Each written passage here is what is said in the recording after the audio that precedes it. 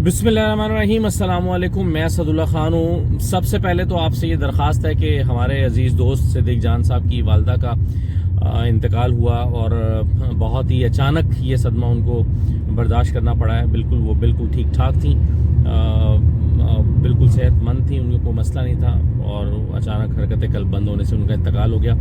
तो आज दिन भर आपसे रब्ता भी नहीं हो सका, ज़ाहिर है नमाज जनाजा के लिए वहाँ चौक आज़म में, और फिर अभी मैं वापस इस्लामाबाद पहुँचा हूँ। तो दरख्वास्त आपसे ये है कि आप उनकी मग़फ़रत के लिए और उनके दर्जात की बुलंदी के लिए ज़रा दुआ कर दीजिए, फ़ातिहा पढ़ दीजिए। अल्लाह ताला उनकी मंजिलें आसान करे और उनको आला मकाम अता करे और सिद्दीक़ जान और उनकी फ़ैमिली को ये जो गम है, ये सदमा है, ये बर्दाश्त करने का हौसला दे, क्योंकि वालदैन का सदमा और फिर इस तरह से अचानक सदमा ये बहुत ज़िंदगी में फ़र्क डालता है। और वालदैन तो ऐसे हैं, मेरे वालिद साहब का पिछले साल इंतकाल हुआ कोरोना से। तो कोविड से जब उनका इंतकाल हुआ,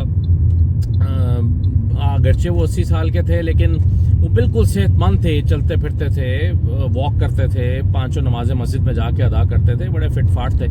लेकिन बावजूद इसके कि 80 साल की उम्र में उनका इंतकाल हुआ, अभी तक 1.5 साल हो गया, अभी तक ऐसा लगता है कि वो हमारी ज़िंदगी का हिस्सा है, उनका खला जो है वो महसूस होता है। तो वालदैन, आप जिनके वालदैन हयात हैं, अल्लाह ताला उनको ये तादेर उनका साया उनके सर पे सलामत रखे, और जिनके नहीं हैं उनको अंदाज़ा होगा कि मैं क्या बात कर रहा हूँ।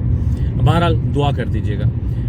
अब ज़रा मैं 2-3 इंपॉर्टेंट चीज़ों में बात करना चाहता हूँ। एक तो ये जो मुज़ाकरात का चौंचला सा शुरू हुआ था, इससे मैंने आपसे पहले ही कहा था कि इसकी कामयाबी के इम्कानात नहीं हैं, क्योंकि हुकूमत जो है उसने हामी भरते ही फ़ौरन ये शर्त रख दी थी कि इमरान खान की किसी शर्त के नतीजे में जो है वो मुज़ाकरात नहीं होंगे, यानी पेश की शर्त के साथ नहीं होंगे। और मैंने आपको बताया था कि जब इमरान खान का मामला ही है कि मुज़ाकरात के लिए मकसद ही एक है कि वो इलेक्शन चाहते हैं और अर्ली इलेक्शन चाहते हैं, तो अगर वो इस मौजू पर नहीं करना चाहते तो वो किस मौजू पर करेंगे। और मैंने लफ्ज़ इस्तेमाल किया था कि तो क्या फिर इमरान खान माहौलियाती आलूदगी पर मुज़ाकरात करना चाहते हैं। तो ये जो मामला है मुज़ाकरात का, ये इसके इम्कानात थे ही नहीं कि ये मुज़ाकरात होंगे और कामयाब होंगे। और आपने देखा कि हुकूमत ने समझा कि ये इमरान खान की कमज़ोरी है कि वो मुज़ाकरात करना चाहता है। इमरान खान ने आज वाज़े कर दिया कि भाई मेरे पैगाम को गलत समझा गया है। उधर से हुकूमती वज़रा ने भी बयान देने शुरू कर दिए। तो ये मुज़ाकरात के नतीजे में नहीं होना, ये फ़ैसला इमरान खान ने ही करना है। असम्बलियाँ तोड़नी है, दबाव डालना है, जो चीज़ें होनी हैं ये फ़ैसला इमरान खान ही ने करना है, और सब उन्हीं की तरफ अब देख रहे हैं। तो ये बात तो तय है कि इस मुज़ाकरात में से ना कुछ निकलना था, ना ये हो पाए हैं, ना ये जो है वो शायद हो पाएंगे। ये शायद उसी तरह से मसला हल होगा कि जिस तरह से इस तवक्को की जा रही है। इमरान खान ऐलान करें, असम्बलियों से बाहर आएँ और इस्टेब्लिशमेंट पाकिस्तान में इस्तेहकाम लाने के लिए अपना किरदार अदा करें। मई में या मार्च में जैसे भी मुमकिन हो इलेक्शंस की तारीख़ आए सामने, मार्च में नहीं हो सकता तो मई में आ जाए और इंतखाबात की तरफ बढ़ जाएं।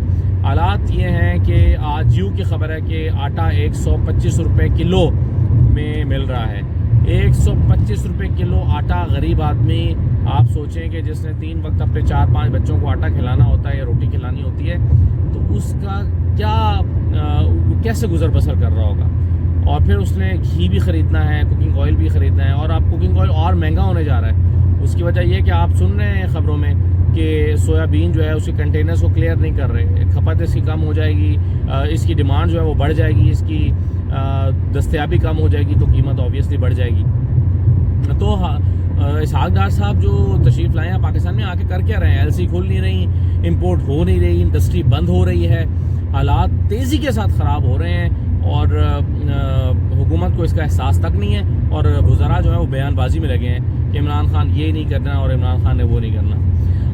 आज जो इमरान खान साहब ने 2 चीज़ें बड़ी इंपॉर्टेंट हुई हैं। एक तो इमरान राज खान को जो इंटरव्यू उन्होंने दिया है, एक तो उसमें जनरल बाजवा को वाज़े तौर पर, पहले ही वो ये बातें जो हैं वो ऑफ द रिकॉर्ड किया करते थे, सहाफ़ियों के साथ मुलाकातों में करते थे, और चूँकि ये ऑफ द रिकॉर्ड होती थी तो हम ये बात ही नहीं करते थे क्योंकि वो ऑफ द रिकॉर्ड थी। लेकिन जनरल बाजवा के जाने के बाद इमरान खान ने पहली मरतबा इस बात का ऑन एयर इंकशाफ किया है कि जनरल बाजवा झूठ बोलते थे, धोखा देते थे, اور جو مونس سلائی کہہ رہے تھے کہ جنرل باجوہ نے کہا پی ٹی آئی کی طرف جائیں، اس کی بھی نفی عمران خان نے کر دی ہے.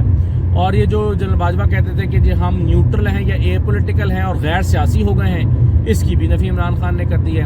عمران خان سمجھتے ہیں کہ انہوں نے جھوٹ بولا، دھوکہ دیا، کچھ اور کہا، کچھ اور کیا. عمران خان سمجھتے ہیں کہ آئی بی جو ہے وہ، میں آپ کو یہ سنا دیتا ہوں ذرا اسٹیٹمنٹ کہ انہوں نے کیا انٹرویو دیا، لیکن اس سے یہ واضح ہے کہ وہ کیا سمجھتے ہیں کہ جنرل باجوہ جو ہیں وہ کہتے کچھ تھے کرتے کچھ تھے، اور آئی بی ان کو رپورٹ کر رہی تھی کہ کیا ہو رہا ہے. تو اس طرح کی صورتحال میں یہ میں آپ کو ذرا سنوا بھی دیتا ہوں کہ انہوں نے کیا کہا. سنیے. لیکن میں نے پہلی دفعہ جو میری جنرل باجوہ سے میرے 3.5 سال گزرے ہیں، پہلی دفعہ میں نے ریئلائز کیا کہ یہ کتنی بڑی میری کمزوری ہے، کیونکہ میں اس کو ٹرسٹ کر لیتا تھا. جو جنرل باجوہ کہتا تھا میں کہا ہاں ہم دونوں ملک کے لیے ہیں، اسٹیبلشمنٹ ہے، فوج ہے، ہمارے انٹرسٹ ایک ہی ہے کہ ملک کو بچانا ہے. مجھے یہ پتہ ہی نہیں تھا کہ کس طرح میرے سے دھوکے دیے گئے، جھوٹ بولے گئے. یعنی ہم آخری دنوں میں بھی جب ہمیں پتا تھا کہ یہ سازش چل رہی ہے، مجھے آئی بی کی رپورٹ آ رہی تھی کہ گیم چل رہی ہے. اب آئی بی والا سٹیٹمنٹ دے گا میں نے کوئی رپورٹ نہیں دی تھی، اس سے بھی نکلوا لیں گے تھوڑے دنوں میں. وہ کیا بچارے نکالیں گے، وہ بچارہ وہ بھی مجھے ڈر ڈر کے کہتا تھا چیزیں بتانی شروع کر کے. مجھے وہ رائٹنگ میں نہیں دیتا تھا، مجھے خود آ کے بتاتا تھا کہ پتہ نہ چل جائے. تو وہ جب ہمیں پتہ چل گیا کہ پوری گیم ہوئی ہے، نواز شریف سے ان کی بات چیت چل رہی ہے، انہوں نے پلان بنا لیا ہے، خاص طور پہ جب فیض کو جب ہٹایا تو اس کے بعد ان کی گیم تو چل پڑی تھی. تو مجھے تو پتا تھا. میں جب جنرل باجوہ سے پوچھوں ہو ہی نہیں سکتا، ہم تو کنٹینیوٹی چاہتے ہیں، ہمیں تو یہ ہے. میں نے جب آخر میں جب مجھے پتا چلا کہ یہ، میں نے ان سے یہ پوچھا بھی، میں نے کہا دیکھیں سوری، جنرل باجوہ نے جھوٹ بولا، جنرل باجوہ نے دھوکہ دیا، اور میں ان سے پوچھتا تھا، وہ کہتے تھے کہ یہ ہو ہی نہیں سکتا، اور گیم وہ بنا چکے تھے نواز شریف کے ساتھ. اور جب جنرل فیض حمید کو ہٹایا تو اس کے بعد انہوں نے گیم پلان کرنا شروع کر دی تھی، رابطے نواز شریف سے استوار ہو گئے تھے. تو اب یہ وہ باتیں ہیں جو ہم نے کی تھیں تو بڑا دباؤ آیا تھا. یعنی آپ ویڈیوز ہم جب یہ انکشافات کرتے تھے تو بڑا جو ہے وہ چیزیں، اب میں کیا اس کی ڈیٹیلز آپ کو بتاؤں کہ کیا ہوتا تھا. لیکن Imran Khan of the record یہ باتیں کرتے رہے اور رپورٹ نہیں ہوتی تھیں. ظاہر ہے آف دی ریکارڈ تھی، اس لیے ہم بتاتے بھی نہیں تھے. یہ باتیں ہمارے لیے نئی نہیں ہیں، کئی دفعہ ہمارے ساتھ میٹنگز میں عمران خان یہ باتیں کر چکے ہیں. اور اب انہوں نے آن دی ریکارڈ یہ بات کہہ دی ہے کہ ان کو دھوکہ دیا جا رہا تھا، جنرل باجوہ جھوٹ بول رہے تھے، مجھے کچھ کہتے تھے کرتے کچھ تھے، اور ان کو مسلط کیا جا رہا تھا. ایک بات بڑی تشویش کی ہے، آج عمران خان نے بڑا سخت لب و لہجہ بھی استعمال کیا اعظم سواتی اور شہباز گل صاحب کے لیے کے حوالے سے جو چیزیں ہو رہی ہیں. اور عمران خان نے بڑا سخت لب و لہجہ استعمال کرتے ہوئے یہ بھی کہا کہ میں ہوتا تو شاید میں خود کچھ حملے کے لیے بھی تیار ہو جاتا، اور میں تو اسے بدلہ لینے کا سوچتا جو اعظم سواتی کے ساتھ ہوا ہے. میرا خیال ہے عمران خان کو یہ تشویش اس وقت ضرور ہوگی کہ نئی اسٹیبلشمنٹ آنے کے بعد بھی نئے پرچے درج ہو رہے ہیں، اٹھائے جا رہے ہیں. نئی کمان آنے کے بعد بھی شہباز گل پہ نیا پرچہ ہو گیا، اور اعظم سواتی کو اٹھا کر کوئٹہ میں ڈال دیا ہے. وہاں ان کی طبیعت سنا ہے خراب ہے، اور ان کے ساتھ کوئی رو رعایت نہیں برتی جا رہی. تو جو نئی اسٹیبلشمنٹ کے آنے کے بعد بھی جو ہے، میرا خیال ہے عمران خان کے لیے یہ بات بڑی تشویش کا باعث ہوگی کہ بجائے اس کے کہ اعظم سواتی کو کم از کم انصاف مل جاتا، اس لحاظ سے ضرور مل جاتا کہ کن لوگوں نے ان کو ننگا کیا، کپڑے اتارے اور جو چیزیں کیں اس پر تحقیقات ہوتی، اور یہ یقین دلایا جاتا کہ انصاف ہوا ہے. تو مزید جو ہے بظاہر اعظم سواتی نے بھی سخت زبان استعمال کی کیونکہ ان کو انصاف نہیں مل رہا تھا، اور اس کے نتیجے میں جو کچھ ہوا ہے. تو یہ عمران خان نے اپنی تشویش کا اظہار سخت لب و لہجے میں کیا ہے، اور آپ اور میں سمجھ سکتے ہیں کہ وہ پیغام کس کو اور کہاں پر دینا چاہتے ہیں اور کیا پیغام دینا چاہتے ہیں.